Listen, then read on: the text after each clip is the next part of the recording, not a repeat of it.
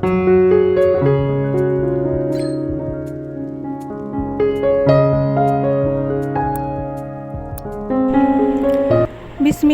রহমানির রহিম। প্রতিদিনই আমাদের মতো গৃহিণীদের একটাই টেনশন থাকে, সকালের নাস্তায় কি হবে।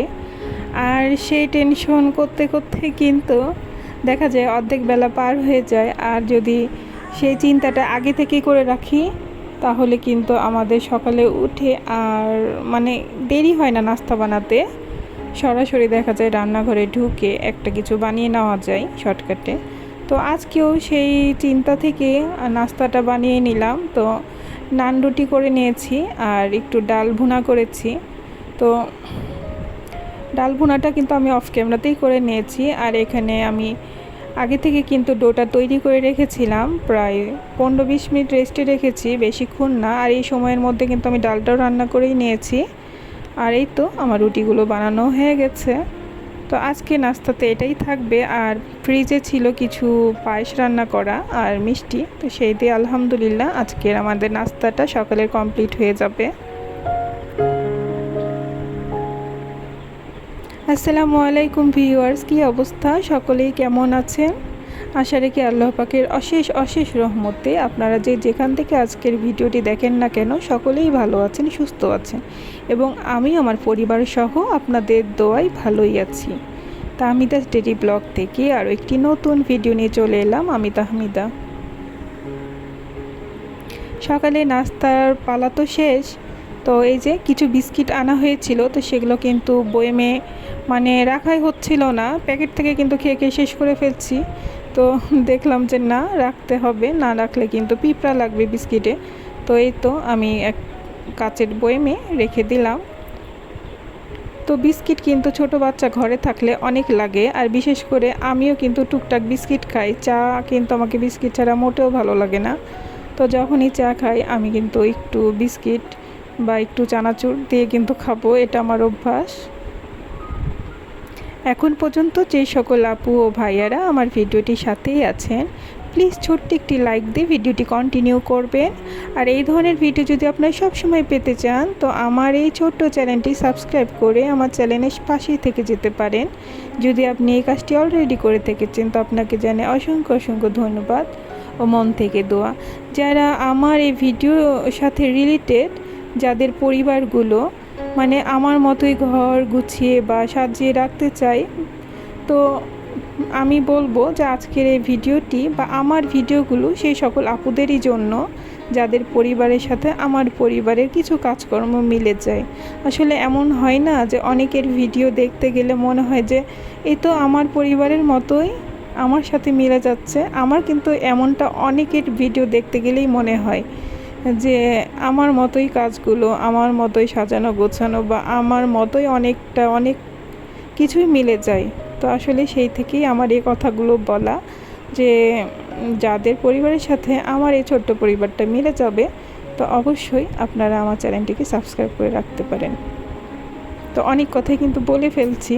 তো আমি একটু বেলকুনিতে গেলাম। আমার বেলকুনির গাছগুলো দেখে তো আমার মনটাই খারাপ যে অনেক পাতা হয়েছে, অনেক পাতাগুলো শুকিয়ে গেছে বা মরে গেছে বা অনেক আগাছাও হয়েছে গাছে। তো এত কিছু পরিষ্কার করতে হবে আর সেই সময়টাই কিন্তু পাচ্ছি না, কারণ একটু দেখা যায় যে ব্যস্তই থাকি। রুটিন অনুযায়ী সব কাজ করতে গেলে দিন শেষে আর সময় পাওয়া যায় না এক্সট্রা কাজের জন্য। তো ছোটো মেয়েটারও পরীক্ষা সামনে, তো ওকেও একটু সময় দিতে হয়। তো সব মিলিয়ে কেমন যেন তালগুলো পাকিয়ে গেছে। তো এই গাছগুলোরও কিন্তু যত্ন নিতে হবে, আর এর জন্য কিন্তু আমাকে 2টা ঘন্টা সময় দেওয়াই লাগবে। তো জানি না কবে পারবো। তো আকাশে কিন্তু মেঘলা মেঘলা ভাব, হঠাৎ করে মেঘ উঠে আবার দেখা যায় রোদ। তো সব মিলিয়ে কিন্তু যাই হোক পরিবেশটা আশেপাশের অনেক সুন্দর ছিল। তো একদম যে খুবই গরম তাও না, আবার খুব যে বেশি ঠান্ডা আবহাওয়া তাও না। তো সব মিলিয়ে মাশাআল্লাহ আজকের আবহাওয়াটা বেশ ভালোই ছিল। তো আমরা যখন যে পরিস্থিতি থাকি না কেন, আমাদের মানুষের একটাই স্বভাব, আমরা সবসময় একটা কথাই চিন্তা করি যে নদীর ওপারের মানুষগুলো জানি না কতই না সুখে আছে।